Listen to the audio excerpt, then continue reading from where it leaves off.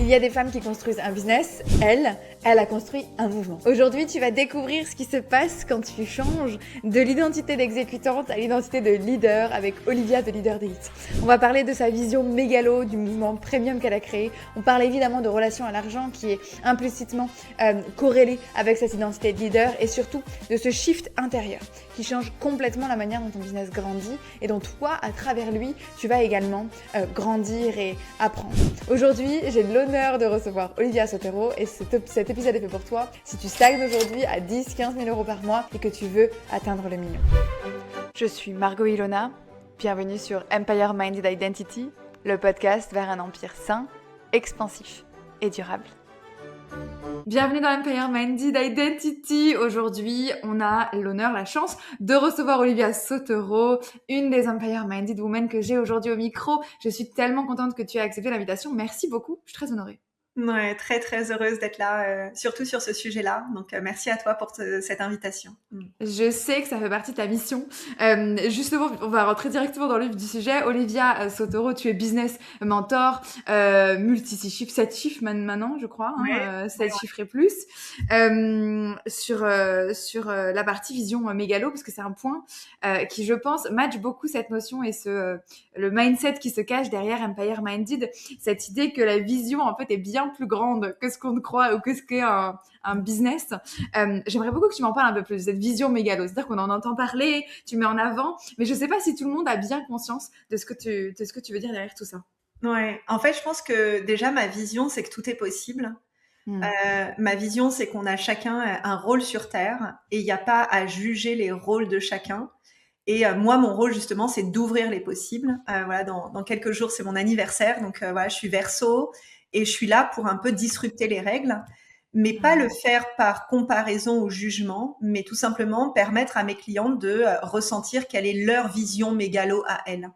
Et forcément, si moi, je partage ça, bah, ça m'a invité aussi à voir tous les endroits où je me limitais, tous les endroits où je prenais des excuses. On fait l'école à la maison avec mon enfant. Je suis mariée depuis bientôt 14 ans. Donc, en fait, c'est tellement simple de voir l'environnement, notre langue, notre culture, notre pays comme des limites, plutôt que de se dire, en fait, on est là pour vivre la mission qu'on a, la vision mégalo.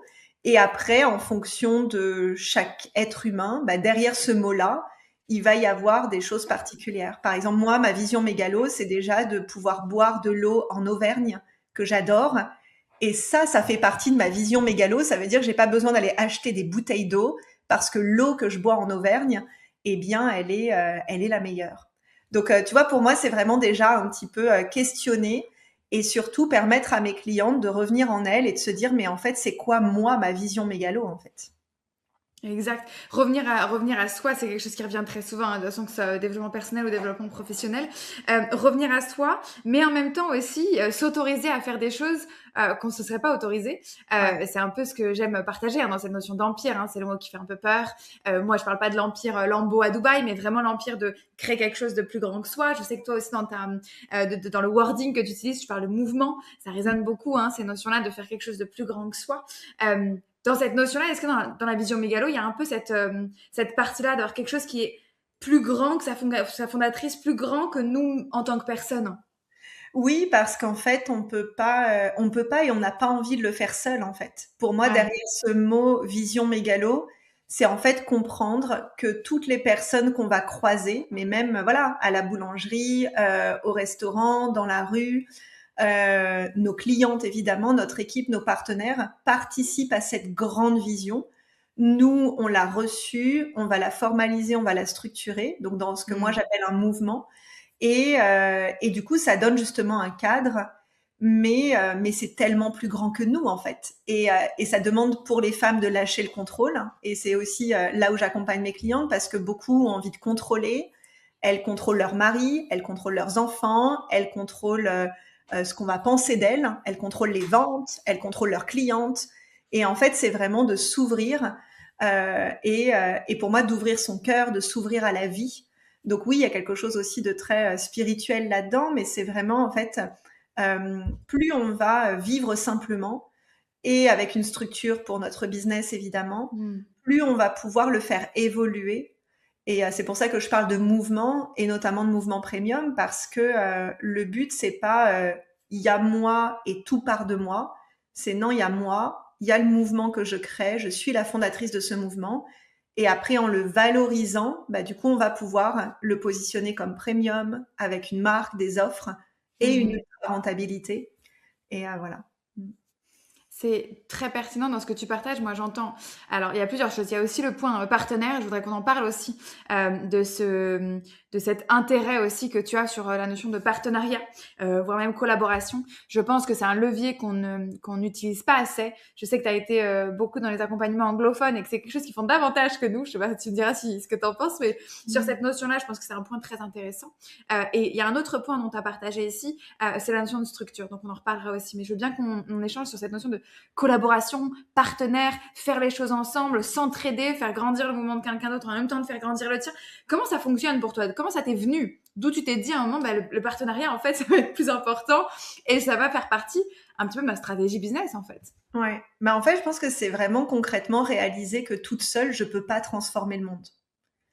Seule, en fait, si à un moment donné, on est très réaliste sur le monde en 3D dans lequel on vit, toute seule, et même probablement que ma vision ne va même pas être réalisée par moi, mais par d'autres personnes et mes descendants. Par contre, ça me donne encore plus de puissance de le partager, de le concrétiser au quotidien. Et du coup, en fait, c'est cette réalisation que, je peux pas le faire seule et surtout, j'ai pas envie, en fait. Moi, j'ai vu tellement d'entrepreneurs dans justement leur tour d'ivoire à avoir plus de famille, plus d'amis, plus de vie et plus de vie intérieure, en fait, de se sentir vide, de se sentir, même s'ils avaient des chiffres exceptionnels, un succès qui, par vitrine, paraît exceptionnel, mais intérieurement, les personnes sont tellement vides, en fait. Et moi, j'ai pris ça un petit peu à contre-pied en mettant d'abord le mouvement et la vie. Enfin voilà, moi j'habite à la campagne, mais deux arbres l'un à côté de l'autre vont pas se disputer la vie en fait. Ils vont se nourrir. On a, tu vois, une forêt-jardin qu'on est en train de faire depuis 5 ans avec mon mari. Ouais. Justement, les forêts-jardins, c'est que chaque espèce se nourrisse les unes et les autres. Et peut-être que toi, t'apportes le branding, peut-être que toi, t'apportes la relation amoureuse, peut-être que toi, t'apportes la relation parent-enfant. Et c'est tout ensemble, en fait, qu'on va transformer le monde. Et je trouve que ça permet, notamment dans notre mouvement, d'être encore plus spécifique sur qui on aide, pourquoi, comment. Et du coup, il n'y a plus de comparaison, en fait. Il n'y a plus de compétition, il n'y a plus de comparaison. Donc, on est vraiment dans un modèle où moi, mon rôle, c'est tous les jours, est-ce que je vis mon mouvement? Est-ce que je nourris, supporte, soutiens mes clientes? Mais pas en compétition avec les autres, en fait. Donc, tu vois, c'est un mélange de compréhension mentale et en même temps de ressentir qu'on est là pour proposer un autre paradigme de l'entrepreneuriat. Et ça demande de l'ancrage parce que 99% des personnes n'y croient pas, en fait. Moi, j'ai souvent des questions, mais Olivia, est-ce que c'était vrai chiffre? De collègues de mastermind francophones qui disent Olivia, est-ce que c'était vrai chiffre? Oui, oui, j'ai bien fait 1,1 million l'année dernière avec une toute petite équipe, sans pub, sans closing. Et en fait, ça paraît tellement irréel. Oui, et une communauté de 6 000 abonnés. Enfin, en fait, ça paraît tellement irréel. Et je pense que là, on se rejoint toutes les deux sur justement créer l'indécence, l'illogique et que ça soit même illégal, en fait, de créer ces résultats. Que ça paraisse impossible là, vraiment aux yeux de tout le monde, complètement. Et il y a cette notion tu parlais de comparaison, je pense que ça va résonner beaucoup avec l'audience de ce podcast, qui sont les femmes qui sont déjà établies, qui ont déjà réussi, mais qui ont souvent réussi un petit peu à la sueur du front, tu sais, où j'ai beaucoup bossé, j'ai beaucoup donné, mais il y a un plafond en fait. Et tu arriveras de toute façon à ce plafond-là quand tu es toute seule. Donc, je trouve ça pertinent, cette notion de collaboration. Comment est-ce que tu mets en place, là? Si tu as une femme qui vient vers toi et qui te dit, je sais pas comment mettre en place, là, je sais que j'ai besoin de collaborer avec d'autres, de faire évoluer mon offre, qu'elle soit peut-être plus large. C'est quoi les premiers tips, les premières choses que tu pourrais lui apporter? Déjà, de prendre le temps de lâcher le passé, de lâcher les trahisons, de pleurer. Et rien que d'en parler, tu vois, c'est émotionnel parce qu'en fait, pourquoi moi j'ai vécu ça? C'est qu'en fait, je me suis jamais sentie acceptée dans des groupes, notamment de femmes. Il y a beaucoup de jalousie, il y a beaucoup de bitching. Enfin voilà, je ne sais même pas si ça se dit, mais voilà, les femmes qui parlent les unes derrière les autres. Et en fait, moi, je comprends pas ce fonctionnement. C'est pas quelque chose enfin, c'est quelque chose qui m'a jamais nourri. Et du coup, en fait, c'est de comprendre que pour pouvoir collaborer, ça demande de lâcher le passé, de lâcher la crainte, la méfiance, la confiance, et de revenir dans cet état de confiance, donc avec le cœur ouvert. Et c'est ça aussi que tu vois que j'enseigne à mes clientes, c'est de revenir dans cet état de confiance et en fait de juste être concentré sur nous, ce qu'on a à faire. Est-ce que parfois on va vivre des expériences qui vont ressembler à de la trahison? Oui. Mais en fait, c'est qu'une histoire qu'on se raconte. Nous, notre but, c'est, on sait que tout ce qui va nous arriver nous permet de nous développer, nous permet de rechoisir notre mission, notre mouvement, notre ancrage. Donc pour moi, la première chose que je dirais, c'est est-ce que tu as peur encore des autres femmes, en fait? Est-ce que tu te racontes l'histoire que tu as été trahie, alors qu'en réalité, dans une trahison, on a tous joué un rôle, en fait. On a nous-mêmes gagné, en fait, de cette trahison, parfois en jouant le rôle de la victime, en disant mon mari, mes parents. Donc, en fait, c'est vraiment lâcher toute l'histoire qu'on se raconte. Ça peut être avec des clients, des mentors. Moi, j'ai toujours vécu des relations saines avec mes mentors parce que justement, je sais que c'est des personnes humaines. Je sais qu'elles vivent des challenges. Je sais qu'elles font de leur mieux et elles sont pas là pour être parfaites, en fait. Et donc voilà. Donc pour moi, ça serait déjà la première étape, c'est pose-toi, demande-toi si tu as vraiment envie de faire confiance à l'autre. Et c'est comme une relation de couple, on ne sait pas en fait combien de temps ça va durer. Évidemment, quand on fait un partenariat, on se dit bon bah génial, on va faire ce partenariat, mais on ne sait pas ce qui va se passer. Donc est-ce que tu es prête à la fois le tout est possible vers les millions, le succès, la célébrité, la joie? Est-ce que tu es prête aussi à ce que ça se passe pas bien et que ton partenaire t'envoie chez son avocat?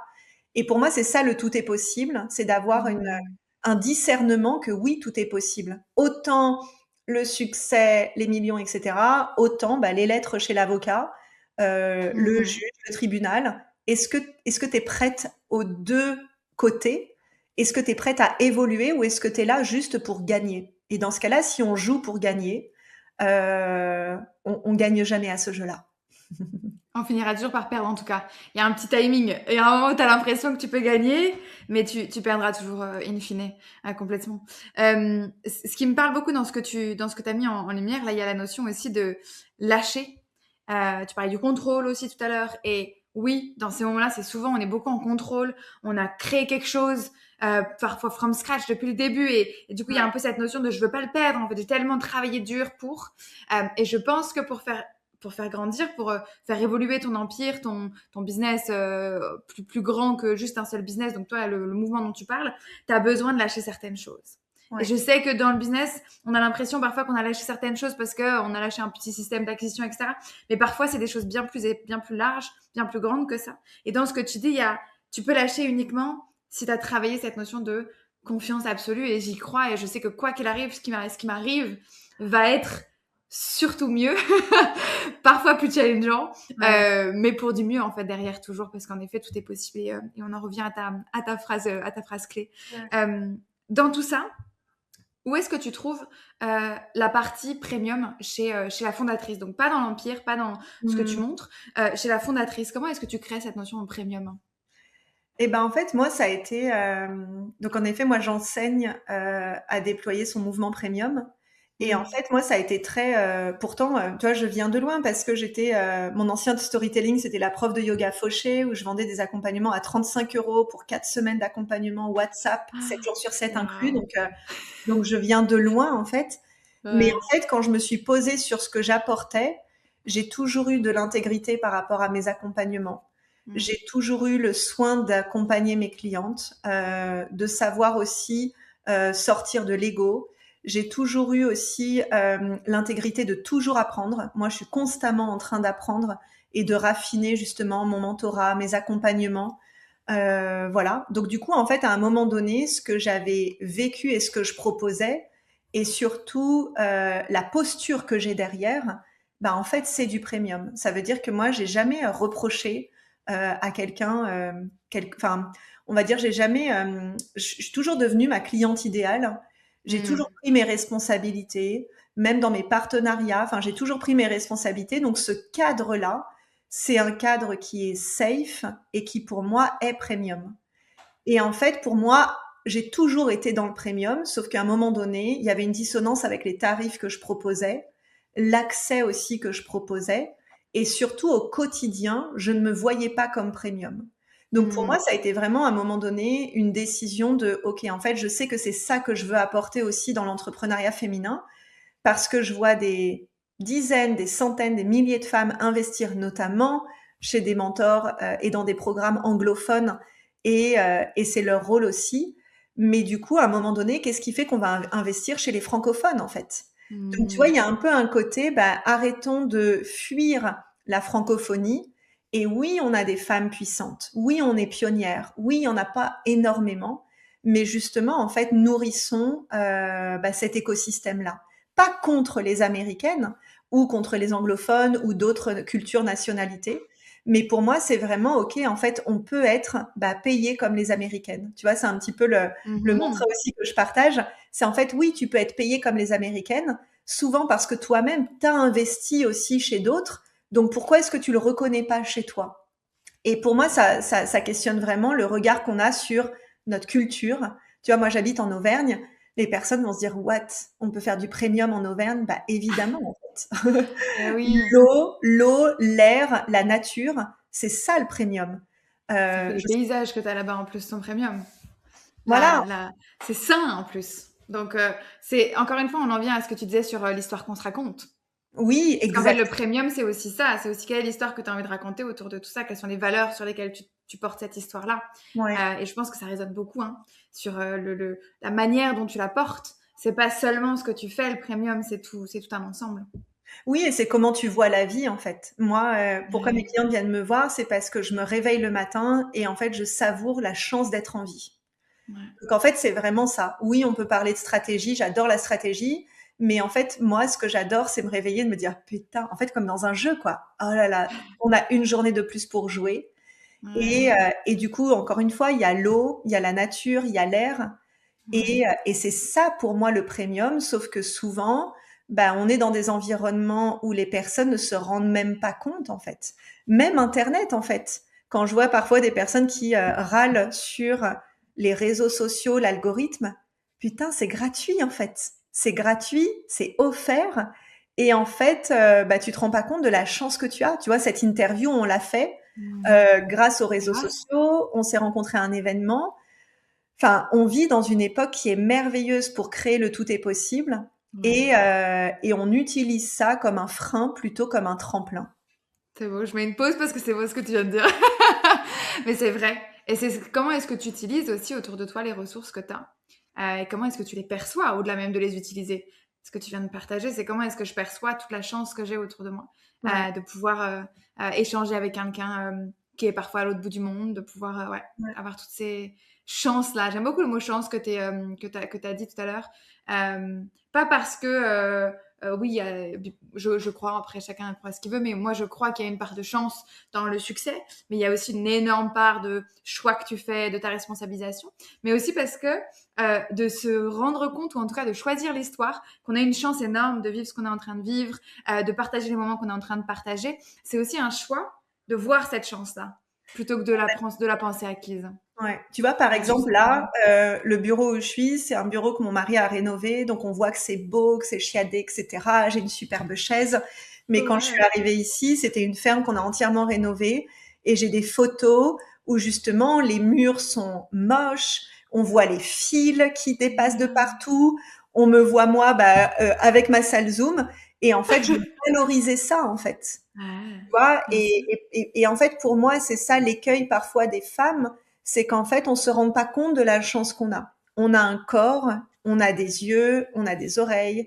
Et en fait, quand tu valorises ça, tu vas valoriser, waouh, quelle chance d'être interviewée aujourd'hui, quelle chance Mm. d'avoir un like, un commentaire, quelle chance de pouvoir échanger. Et en fait, c'est à partir de ça que pour moi, c'est la vibe du premium. Parce que le premium, c'est pas, tiens, je vais avoir peur et je vais engranger. C'est Mhm. waouh!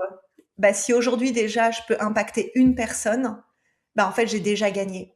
Et parfois on le voit plus. Et c'est ça aussi Mm. que je remarque chez les entrepreneurs qui ont déjà eu un succès à un moment donné, c'est qu'ils se sont habitués. Tiens, je me suis habituée à avoir des revenus récurrents. Tiens, je me suis habituée à ce que cette cliente, elle me paye. Alors que moi, je célèbre de 33 à 50 000 euros. What? 33 euros, t'as investi? Mais je suis tellement contente, en fait. Et Oui. c'est vraiment, en anglais, ils disent, tu sais, genuinely. Pour moi, c'est vraiment naïvement, je suis tellement contente que ma cliente, en fait, se dise oui. Et oui, je reçois de l'argent. Mais ça, tous les jours, en fait, je reprends à zéro. Tu vois, tous les jours, je rechoisis que c'est une chance et je prends rien pour acquis. Même dans ma relation de couple, hein, je prends pas la relation de couple pour acquis. Et je pense que ça, c'est une de mes forces parce que c'est se rechoisir au quotidien, c'est rechoisir nos clientes, c'est de les remercier, de rechoisir le mouvement qu'on a créé. Et c'est ça qui fait qu'on est libre. Tout à l'heure, tu parlais de liberté, de structure, etc. Moi, la question que je me pose tous les matins, c'est de quoi est-ce que j'ai peur de perdre? Est-ce que j'ai peur de perdre mes clientes? Est-ce que j'ai peur de perdre que mes clientes me payent pas? Est-ce que j'ai peur de perdre ma réputation? Et c'est ça être leader de mouvement, c'est que tu t'enfermes pas avec ce que tu as créé un peu dans ta tour de cristal, mais en fait, tu fais confiance et c'est là où on n'a pas peur d'être copié. On n'a pas peur que quelqu'un raconte des choses sur nous parce qu'en fait, nous, on se connaît et on sait pourquoi on le fait. Et je trouve que ça apporte beaucoup d'apaisement mental. Voilà. Ouais, soulager. Et la charge mentale, on en parle énormément dans l'entrepreneuriat féminin, avec aussi malheureusement d'autres tâches que l'entrepreneuriat qui vont prendre beaucoup de place. Quand tu as cette vision-là de rien prendre pour acquis et de savoir un petit peu où est-ce que tu ce que tu n'as pas envie de perdre, c'est aussi en lien avec apprendre à se connaître aussi soi, hein, à savoir aussi ce dont on a besoin. Et je pense que ça joue aussi sur cet apaisement sur le long terme. Ça ne sera pas du jour au lendemain, c'est quelque chose pour moi qu'il faut entraîner. Ton cerveau, il s'est entraîné à faire ça petit à petit. C'est pas juste du jour au lendemain, tu as choisi de le faire et ça s'est fait. C'est petit à petit. Oui, tu choisis un jour, bien sûr, mais petit à petit, tu t'entraînes et de plus en plus, ça devient quasiment un automatisme, j'imagine, aujourd'hui dans ton cerveau, de voir le monde, d'avoir cette perception-là aujourd'hui, là où d'autres, ça paraît complètement impossible et impensable même d'avoir cette psychologie de vie. Mais dans ce que tu partages, oui, vas-y. Juste quand tu dis charge mentale, pour moi, c'est du bullshit, en fait, la charge mentale quand on est entrepreneur. Parce qu'en fait, notre rôle d'entrepreneur, c'est juste, tu as un produit, tu le vends et tu sers tes clients. C'est deux choses. C'est pas 10 000 choses. C'est pas être parfaite. C'est pas avoir un branding chiadé, etc. En fait, toi, ton rôle en tant qu'entrepreneur, c'est vendre, deux, nourrir les clients auprès de qui t'as vendu. Et quand tu vois la simplicité du business, bah, le matin, tu te réveilles, tu dis génial, j'ai que deux choses à faire. J'ai pas 1 million de choses, c'est OK, comment je vais vendre? Bah, du coup, après, chacun va avoir des stratégies différentes. Mais moi, mon mental, il est tellement apaisé. Ça fait 2 ans, en fait, mon mental, c'est le silence, en fait, à l'intérieur. Et c'est pour ça, je pense que du coup, Leader d'élite s'est développé parce que tous les jours, je répète les mêmes étapes qui est nourrir mes clients, être visible dans une autre communauté et vendre. Et en 1 heure, j'ai fait ça et j'ai fait ce que j'avais à faire, en fait. Et après, du coup, ça me laisse du temps pour d'autres choses. Mais pour moi, faut arrêter de compliquer les choses, en fait. Entreprendre, c'est vendre et nourrir ses clients, c'est tout. Je vends, je nourris. Voilà. Entreprendre, c'est simple. Tous ceux qui vont essayer de complexifier le process et de vous rajouter 15 000 choses à mettre en place et à rajouter, en fait, c'est vous enlever et vous sortir du chemin de la réussite parce que justement, ça va vous ralentir. Ouais. Parce que c'est logique, dans la nature, tout ce qui est plus lourd prend plus de temps à se bouger. Une pierre va prendre beaucoup de temps à bouger, là où une feuille qui est toute simple, toute légère, ça va avancer super vite. Donc la simplicité, et c'est quelque chose que je répète, et merci du coup de le partager ici aussi dans ce podcast, mais c'est quelque chose qu'on répète très souvent là, parce que très souvent les femmes qui arrivent à 10 000, 20 000 et qui commencent à avoir le plafond, très souvent dans ton quotidien, c'est qu'il y a énormément de choses qui ne te servent pas. Qui sont là par habitude, comme tu l'as dit, qui sont là parce que machin te l'a dit et tu penses que machin est mieux que toi, alors que machin, il a créé son écosystème peut-être à un autre moment, peut-être sur une autre industrie, dans un autre domaine, bref. Mais en fait, tu utilises énormément de choses dans ton quotidien qui, si tu regardes bien, ne te servent pas toutes à la fin de la journée. Et c'est là où on arrive à trouver des femmes qui bossent 12 heures par jour et qui sont sur ce plafond-là. Alors oui, elles gagnent, oui, elles génèrent, mais finalement, elles restent dans ce plafond-là et elles n'arrivent pas à en sortir parce qu'elles n'ont pas fait c'est un peu une prise de recul, dis-moi si c'est ce que tu en penses, mais c'est un peu une prise de recul de mais qu'est-ce qui me sert? Qu'est-ce qui est vraiment dans les 4 ou dans les 2 actions en tout cas que j'ai en tant qu'entrepreneur? Oui, pour moi, c'est vraiment une écologie personnelle. Tu vois, chaque année, je fais des cures de détox, notamment avec des Ouais. jus. Et en fait, dans cette pratique, qui est aussi une pratique spirituelle, en fait, tu Ouais. analyses qu'est-ce que tu ingères et qu'est-ce que ton Ah, corps waouh. va éliminer. Et en Tu fait, lis pour les moi, deux. voilà. Et en fait, c'est vraiment le cycle de la vie. Et du coup, Mm. c'est la même chose. Qu'est-ce qu'aujourd'hui je vais consommer comme contenu? Moi, une de mes Tellement. règles, c'est que je crée plus que je consomme. Donc, ça veut dire que je crée et après je consomme si j'ai besoin de faire de la veille. Mais pour moi, c'est tout simplement ça dans la journée. OK, qu'est-ce que j'ai aimé dans ma journée? Qu'est-ce que je ferais différemment? Et surtout, j'apprends pour l'appliquer dès le lendemain. Et tu vois, aujourd'hui, j'ai vu un post qui vendait 150 exemples de newsletters. Et rien que de voir ça, je me suis dit, mais moi, ça me coupe toute envie de lire une newsletter, en fait. Et c'est pour ça d'ailleurs que, tu vois, j'ai une communauté de 1500 abonnés sur ma newsletter. Donc, par rapport à mon business, c'est pas beaucoup. Mais parce qu'en fait, les newsletters, je les crée, elles sont intentionnelles, mais je vais pas aller prendre des putains de templates qui sont vides de sens et de vie. Et par contre, je vais prendre le temps de savourer ce que je suis en train d'écrire à ma communauté et ma communauté le ressent. Et pour moi, c'est là où on complexifie des choses, c'est qu'on pense qu'il faut Mm. 150 newsletters. Non, mais attends, ça fait une tous les 3 jours. Et voilà. Ça pourrait être, c'est même, enfin, moi je me désabonne tout de suite. Si tu m'envoies une newsletter tous les 3 jours, impossible. Beaucoup trop. Sur la consommation, je trouve que c'est très pertinent. La notion de consommation consciente, j'en parle beaucoup et je pense que c'est un point qu'on doit avoir davantage dans son quotidien, voire même dans son vision board. Une fois, je l'ai dit à une cliente, mets ça dans ton vision board. C'est-à-dire qu'il faut que ça soit quelque chose que tu regardes tous les jours et que tu prennes conscience de tout ce que tu consommes. Parce Ouais. que oui, il y a la consommation des réseaux sociaux, donc ça on en parle. Il y a la consommation des news, des actualités. Il y a la consommation de ce que tu manges dans ton assiette. Il y a la consommation des gens autour de toi.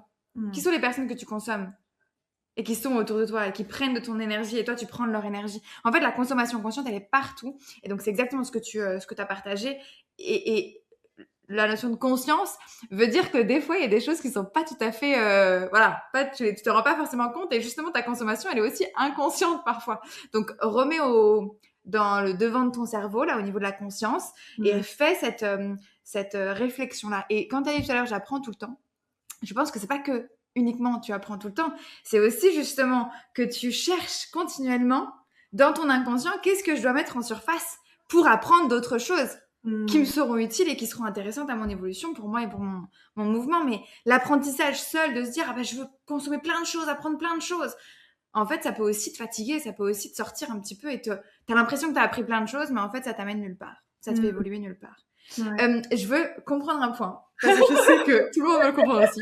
Je veux comprendre comment tu passes de yoga instructor, de prof de yoga fauché, qui n'a pas trop de système, etc., à l'ultra rentabilité. C'est-à-dire que tout est très calibré, techniquement, pour que tu aies une rentabilité vraiment ultra élevée.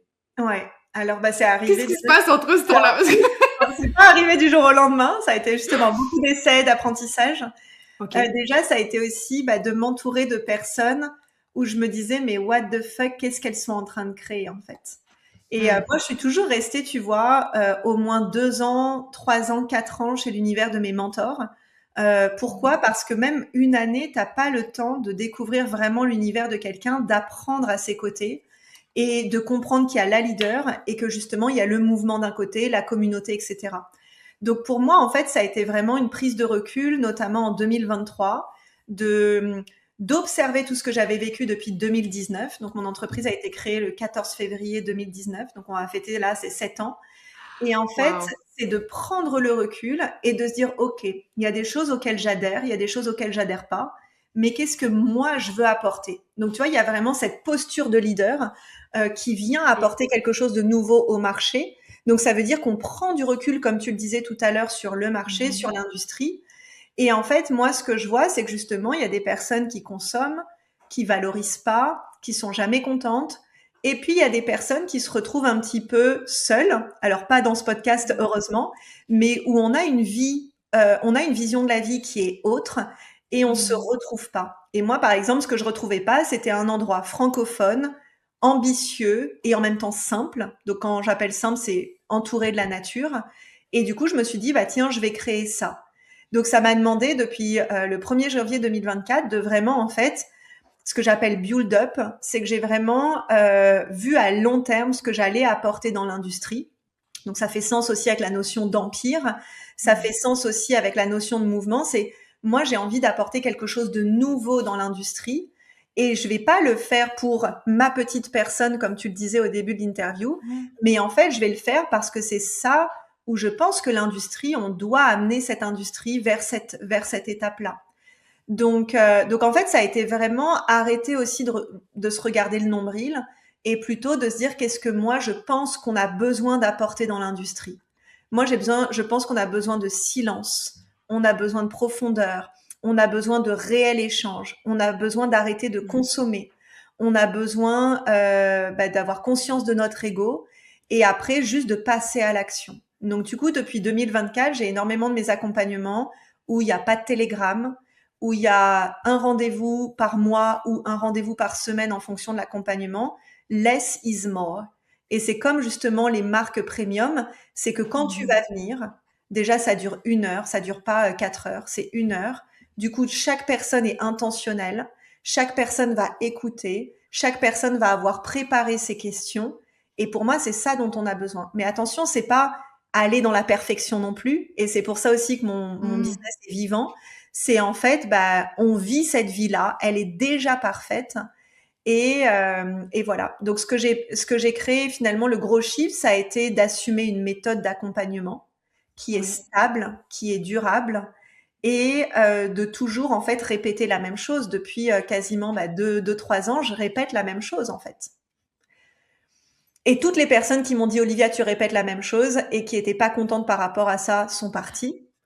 Et toutes les personnes, en fait, viennent du coup, aujourd'hui, je suis identifiée, en fait. C'est Mouvement Premium, Mégalo, Indécence, l'Auvergne, le Berlingot, les volcans. Enfin, tu vois, c'est, voilà, la nature, les cascades glacées. Donc, ça veut dire qu'en fait, tu vas savourer l'histoire que tu racontes et tu vas savourer créer une marque. Donc, ça veut dire qu'aujourd'hui, c'est pas Olivia qui vend, c'est la marque leader d'élite qui vend. Et en fait, ça, c'est tellement apaisant parce que moi, peu importe ce que je suis en train de vivre, ma marque, elle vend. Et pour moi, c'est ça vraiment l'entrepreneuriat féminin dans toute sa splendeur parce que tu peux être créatrice, tu peux avoir envie d'évoluer, mais ta marque est ton soutien, ta marque est ta structure en fait. Et c'est ce que j'appelle moi le mouvement premium.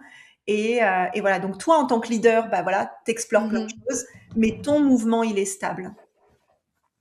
Et c'est la différence entre Olivia, prof de yoga à Bali, et toi, aujourd'hui, Olivia, leader du mouvement Leader d'Élite. C'est vraiment cette nouvelle marque, ce soutien de cette marque, pardon, qui du coup, là, te permet de te sentir plus aligné et de pouvoir avoir quelque chose de plus fluide pour toi.